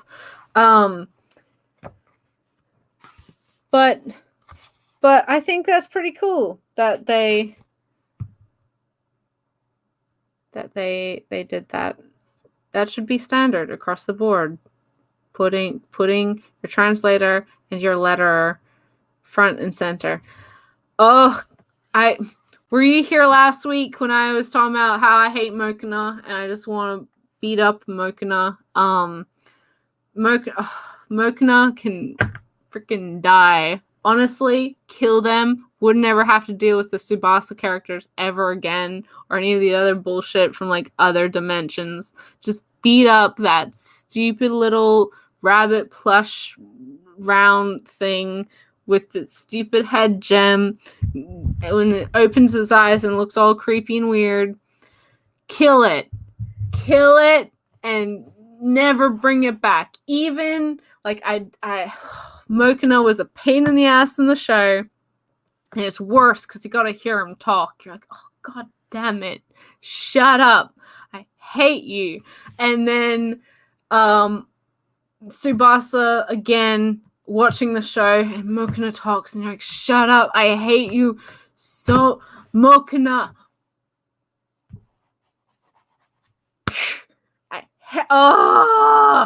And because in Holic they have, so the idea is there's two Mokuna, right? They're these weird little like rabbit round things. Oh my gosh, where's volume 2? Yeah, so, and there's two of them. There's a black one and there's a white one, and they give the white one to like the Tsubasa characters. So see, here they are, right? So they can communicate with Yuko, and then the black one hangs around in Holic, and they can transfer stuff between the Mokunas interdimensionally, and that it's basically like having a telephone line directly through the Mokuna, and I hate them. I hate them. I mean, yeah, at least Black Mokuna knows how to drink, but at the same time, it's a pain in the ass and freaking annoying. And yeah, at least the thing is, at least in Magic Knight Rayearth, Mokuna didn't know how to speak. So you could probably kill it and just be like, it was just an animal. Like, how was I supposed to know? It's meant to be the mascot of the show. I know it's cute and round and fluffy and has floppy ears, but like, it can't speak. It just says a stupid noise. And then you could kill it and nothing of value is lost. I don't know. Did that Mokuna have magic swords in it or something? I don't remember what happened in Magic Knight Rayearth either. I haven't read the sequel to that one either, so I'll get to that at some point. But yeah, I hate Mokuna. Worst part of Holic. And I mean, suffice to say, it is a reference to another Clamp work, so maybe that is exacerbating my hatred for it, but I also just hate it. I don't like any of the mascots in Clamp stuff. The Cur? Whatever the little lion plush thing in Cardcaptor Sakura is, I don't care about that shit. Beat it up. I don't care. Punch every Clamp mascot in the face. Honestly, like, I just hate it. The other, oh god, the fucking thing in Kobato, which was like a sassy bad boy plush Kara, yes. Bad boy, like dog plush thing, which was like a demon. Punch that guy. Hate that guy. Don't remember his name. I don't know. I've never seen. Maybe Kara is cool in the show, but I just don't like him. I just don't like him in the manga. I found, I just find all of the other characters like more interesting. There doesn't need to be a mascot. Like, it kind of makes sense in Cardcaptor Sakura because there's always a mascot in these magical girl things. So like, I get it. I haven't read Showbits, but holy shit, if there's a mascot in those, I don't think my sentiment will change. But Mokuna is like top tier Clamp mascot because it is now shown up in 3 of their works. Now they probably have. Mokuna's been in like everything. I don't know. But I just want to punch the Mokuna. I want Mokuna as a species to go extinct. I just are there okay, so my understanding is that Chobits is a prequel to Angelic Layer. And so are those persocoms like what would then become the fighting dolls in Angelic Layer? I don't know. This is speculation. I guess you're explaining what I'm considering. But man, I just want to beat up every mascot, every like thing added into Clamp series to be like cute or to merchandise or to, you know, be a reference to something else and have our characters talk to their alternate universe versions of each other. Kill them. Just kill him. This is how we end the Clampverse. So we murder all of these cross-dimensional beings that give all the characters superpowers. And yeah. You know what series doesn't have okay. I don't we all know my feelings on Clamp, and I haven't read all of it. Nyonko Sensei Supremacy, absolutely. Best mascot. Nyonko Sensei could fucking murder the Mokina. I would pay for that. Like I want to give money. I want to give money to Midorikawa Sensei to make a dojin where Nyonko Sensei, maybe as Madara, beats up the Mokina and then they're dead and we never have to deal with them again. Because Nyonko Sensei's the best. He also drinks and is sassy, and is an old man, but he's actually likable and an actual real animal that could exist, so he doesn't have to pretend to be a plushie every goddamn time a human walks around. And he's just ugly freaking old man cat who loves getting drunk, and I'm here for it. The rest of these losers wish they were Nyonko Sensei, but I may just be a little bit biased with that.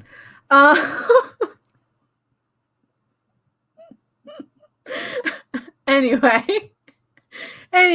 does Gate 7 have a mascot? I don't know. I was going to say Legal Drug / Drug and Drop doesn't have a mascot, which is good. But then it just reminded me that, like, there's so much weird bullshit. There's just so much weird bullshit in all the Clamp stuff. And because the thing is, like,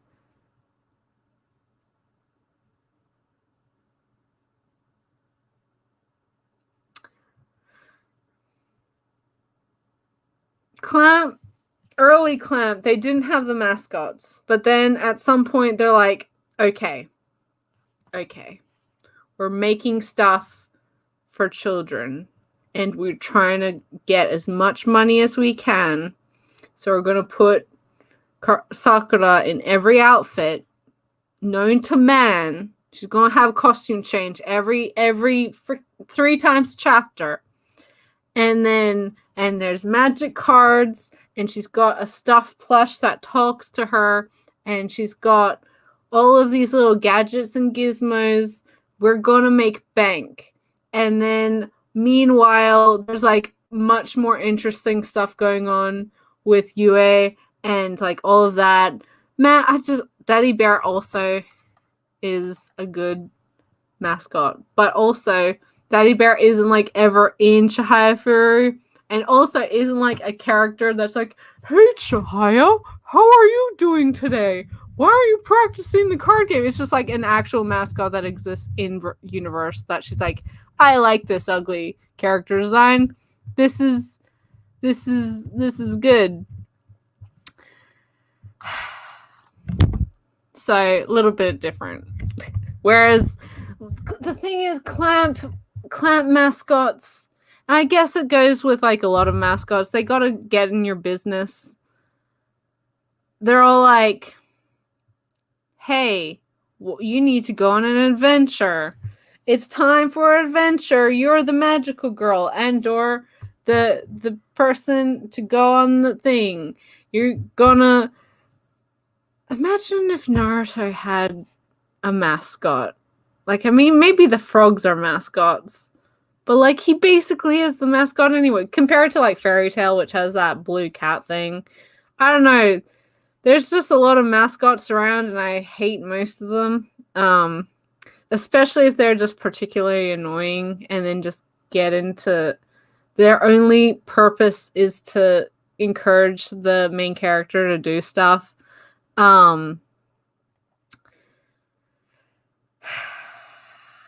Elizabeth's the giant, like, bird duck thing, isn't it? I haven't watched or read a lot of Gintama. Sorry. Preemptive apology for that.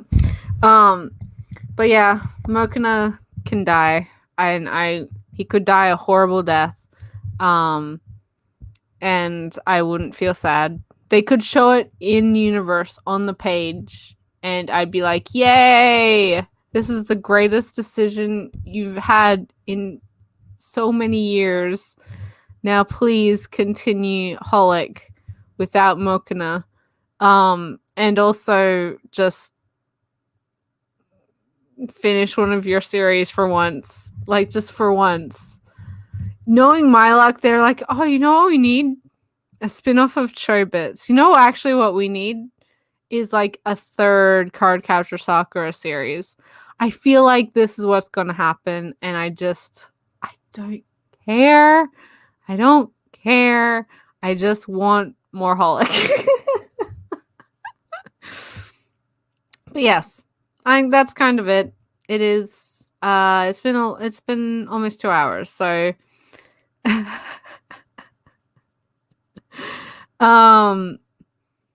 Thanks guys for hanging out with me, and as per always, like, putting up with my rants about how much I get aggravated by Clamp. And I must reiterate, as per always, like, I do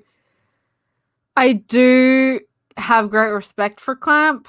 Like, I think they are absolutely creating the content they want to put out in the world, and like they're the truest selves that they can be, and that's all great and inspiring. But it's also a whole lot of baloney and just terrible decisions, and because of nostalgia and good timing and general popularity and wonderful art style, it's just this bananas amount of popularity and investment that people have in them and their works that I will never truly understand, because it's all just bizarre and all over the place, and to just generally bad and full of like really crazy, weird, terrible stuff, and so many age gaps, which we already talked about this stream, so I don't need to go into it again. But yeah, so wrap up for those who can't. Oh my gosh, where's my paper? There it is. Wrap up for this week. I read a lot of digital stuff early on, which I spoke about. The second half of Queen Emeraldus, so volume 2, which is volumes 3 and 4, Omnibus. Volumes 2 and 3 of Still Sick, a Yuri manga, put out by Tokyo Pop. Volumes 13 and 14 of Waiting for Spring, which was a pretty boring, unimpressive high school romance that fucking pissed me off with the side romances. Despite, like, I wasn't that interested or invested anyway, but main couple just kind of blasé, uninteresting. But man, age gap romances and the side couples, and I wasn't here for it. And then Tokyo Shinobi Squad, which was a ill-fated Shonen Jump title I read on the Tokyo Pop. What, Tokyo Pop? No, I didn't read on Tokyo Pop. Why would I read on Tokyo Pop? On the Shonen Jump app website, which was fine, like not super amazing, but I read mainly because it's the same artist as the recently ended Phantom Seer.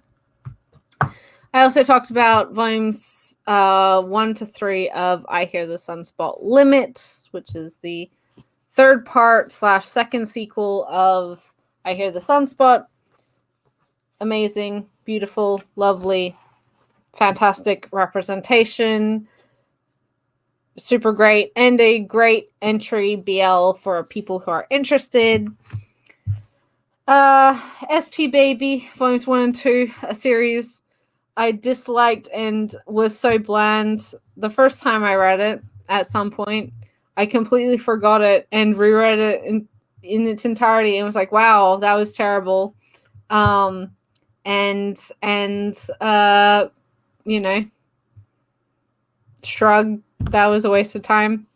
So much, I apparently wasted my time on it twice because it was that unmemorable. Every Taishi is a good Taishi. I love that boy.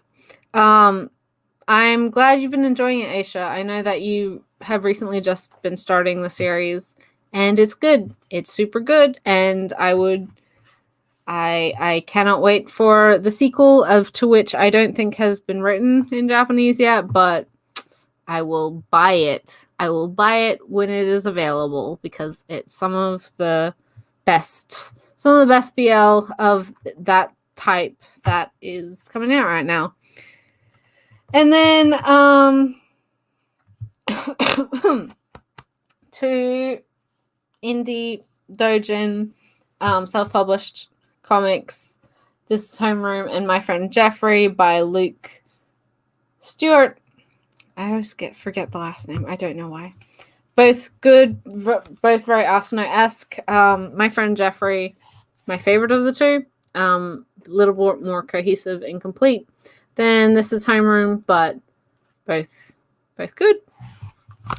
And the Lullaby, which is the third entry into this doujin series, self-published series from Glacier Bay Books. Sleepy Child, maybe Dreaming Child is the second one. I don't really remember.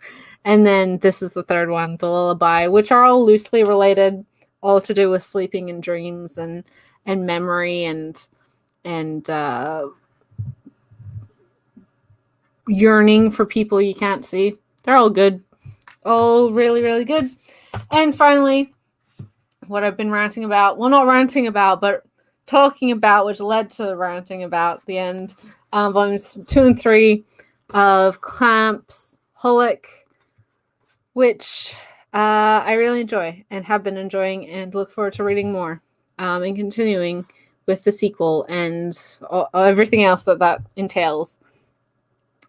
I also really love these single volume covers. I was very fortunate in that I found a lot with all of the single volumes because I didn't really want the omnibus editions for this, and I was kind of holding out to see if we would one day get a collector's edition, but when I saw this for a very good price and was like, well, I'll buy this now, and I will probably like it anyway, but it will mean that I have it all.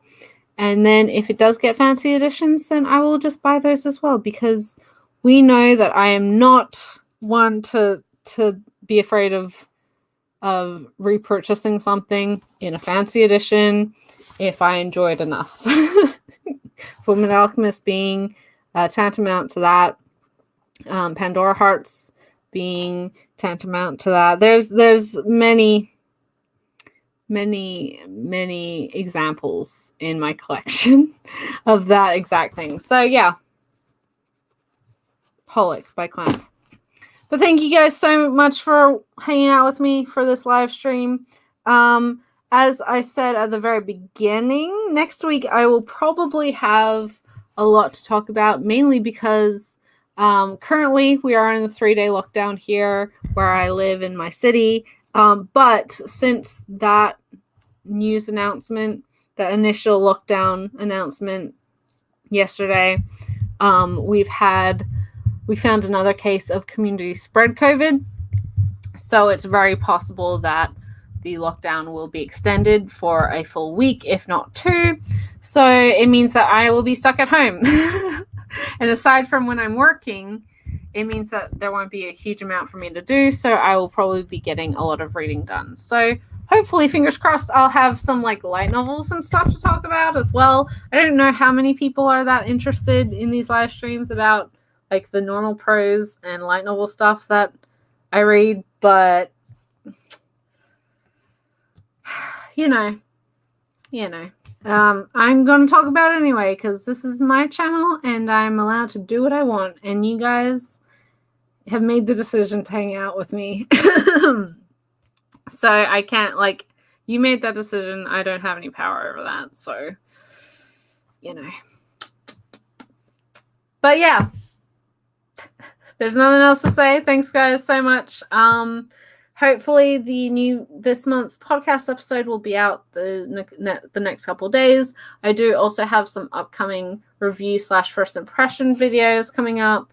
And of course, at the end of the month, as per always, I have my monthly haul video, which will feature many of the series that I've been talking about these last couple of weeks, because I'm a good girl and I try to read the books that I buy before I talk about them at the end of the month. So I actually know what I'm talking about. No, I'm not always that good, let's be real, but I do try to be on top of it. And so apologies if things are repetitive as well between the live streams and the whole videos, but I know that not everyone watches these. And I know that not everyone watches the whole videos either, because they're disgustingly long. Not that these are any shorter, to be honest. But yeah. Thanks, guys. Hope you have a wonderful weekend, a wonderful rest of your day, night, whatever it may be, wherever you are. And I will catch you in the next video. Bye till then.